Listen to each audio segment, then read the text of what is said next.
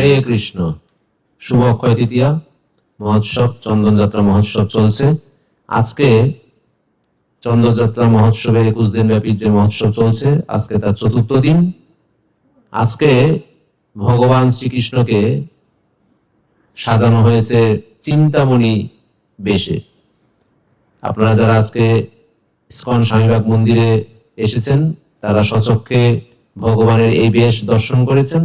যারা করতে পারেননি তারা আজকে আমাদের এই চ্যানেলের মাধ্যমে দর্শন করুন। আজকে আমরা আলোচনা করব এই চিন্তামণি বেশ কি, কেন ভগবান এই চিন্তামণি বেশ ধারণ করেছিলেন, এর সদর্থ কি।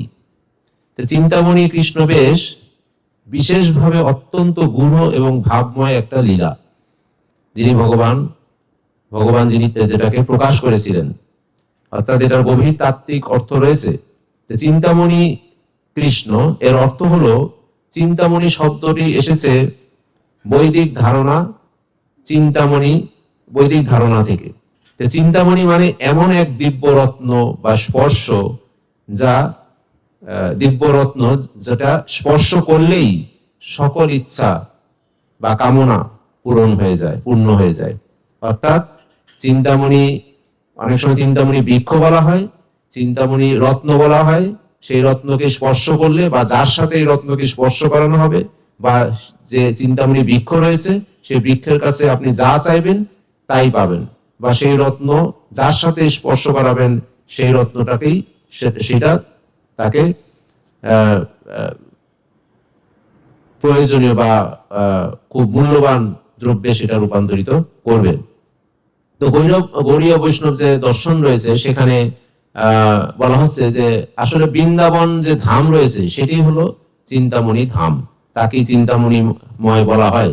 তাই আমাদের সৃষ্টিকর্তা ব্রহ্মা তার ব্রহ্মসংহিতা বলেছেন চিন্তামণি প্রকর সৎমসু, অর্থাৎ ভগবান শ্রীকৃষ্ণ নিজেই সর্বোচ্চ চিন্তামণি, যিনি ভক্তের হৃদয়ের সমস্ত আকাঙ্ক্ষা বাসনা ভগবান পূরণ করেন। এই জন্য ভগবানকে চিন্তামণি বলা হয়। তো এই বেশে আজকে ভগবান লীলা করছেন, এই বেশে আজকে আমাদেরকে দর্শন দিচ্ছেন ভগবান এই চন্দন যাত্রার 4র্থ দিনে। চিন্তামণি বেশে ভগবানকে এমন ভাবে সজ্জিত করা হয়েছে, আপনারা লক্ষ্য করছেন সেটা, যাতে তিনি দিব্য রত্নময় উজ্জ্বল অলৌকিক সৌন্দর্যে প্রকাশিত হচ্ছেন। তো এই লীলার যে মূল ভাব, এই লীলার মূল ভাবে বলা হচ্ছে ভগবান এমন আশ্রয়, এমন একজন আশ্রয় যেখানে ভক্তের হৃদয়ের যে গভীরতম বাসনা ভগবান সেটা পূর্ণ করেন। তিনি কেবল ভক্তের বস্তুগত বাসনাই বা ইচ্ছাই পূর্ণ করেন না, ভক্তের যে ভক্তির পরম ফল সেই প্রেম তিনি প্রদান করেন। এটাই হতো আসলে আমাদের বাঞ্ছনীয়। আমাদের যে মানব জীবন রয়েছে, আমাদের এই মানব জীবনের বস্তুগত যে আকাঙ্ক্ষা সেটা কিন্তু আমাদের মূল লক্ষ্য নয়। কারণ বস্তুগত আকাঙ্ক্ষা আমরা বা বস্তুগত যে দ্রব্য আমরা প্রাপ্ত হই সেটা আমরা সঙ্গে নিয়ে যেতে পারি না। কিন্তু এই জগতে থাকতে যদি আমরা ভগবান শ্রীকৃষ্ণের সেই মূল্যবান যে ধন, প্রেম ধন, ভক্তি প্রেম ধন, এই প্রেম ধন যদি ভগবান এই চিন্তামণি বেশ থেকে, ভগবানের এই চিন্তামণি রূপ থেকে আমরা লাভ করতে পারি, সেটাই আমাদের জন্য পরম আধ্যাত্মিক মঙ্গল। তাই ভক্তের এই হৃদয়ের গভীর বাসনা ভগবান পূরণ করে থাকেন। তো বৃন্দাবন লীলায় গোপীরা এবং ভক্তরা ভগবান শ্রীকৃষ্ণের কাছে যান এবং চান যে তিনি এই সমস্ত তাদের যে বাসনা, অর্থাৎ ভগবানের প্রেম ভক্তি লাভ করা, সেটা যেন ভগবান পূর্ণ করেন। কিন্তু ভগবান এটা তো করেনি, সাথে সাথে ভগবান সেই জীবাত্মার আত্মার কল্যাণের জন্য ভগবান কাজ করে থাকেন। তাই ভগবানের এই চিন্তামণি বেশ আমাদের জন্য খুবই গুরুত্বপূর্ণ। এই চিন্তামণি বেশে ভগবানকে আমরা প্রার্থনা করতে পারি, ভগবানকে আমরা ডাকতে পারি যে ভগবান যেন আমাদের হৃদয়ের সেই বাসনা, অর্থাৎ ভগবানের কৃষ্ণ প্রেম, ভগবানের প্রেম ভক্তি আমরা যেন লাভ করতে পারি।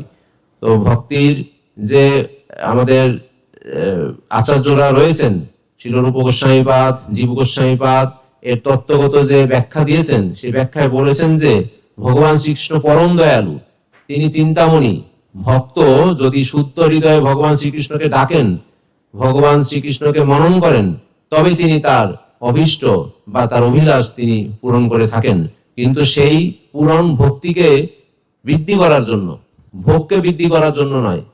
ভগবানের ভক্তি যেন আরো বৃদ্ধি পায় বা এটা যেন আরো উত্তরোত্তর সমৃদ্ধশালী হয়, সেটাই ভগবান পূরণ করেন।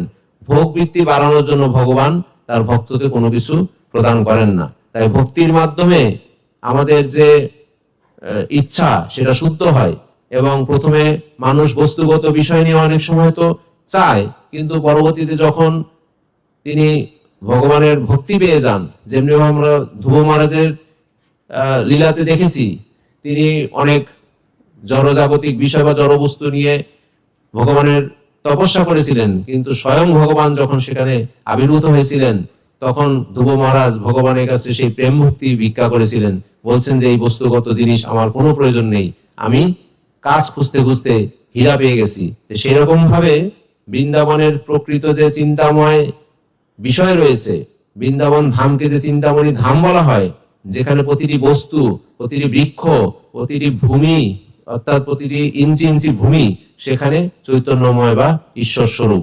তাই সেখানে গিয়ে আমরা ভগবানের এই চিন্তামণি বেশের মানে আবেশ আমরা সেখানে উপলব্ধি করতে পারি। তো ভগবান কেন তাহলে এই লীলা করেন?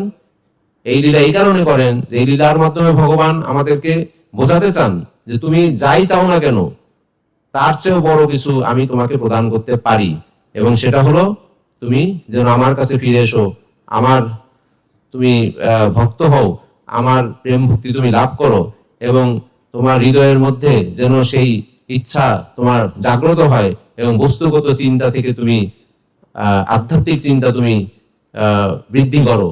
এই জিনিস আমি তোমাকে প্রদান করতে পারি, যেটা তুমি যেটা অন্য জিনিস আশা করছো তার চেয়ে আরো মহা এটা মূল্যবান। তাই ভগবান এই লীলার মাধ্যমে আমাদের কি শিক্ষা দিচ্ছেন?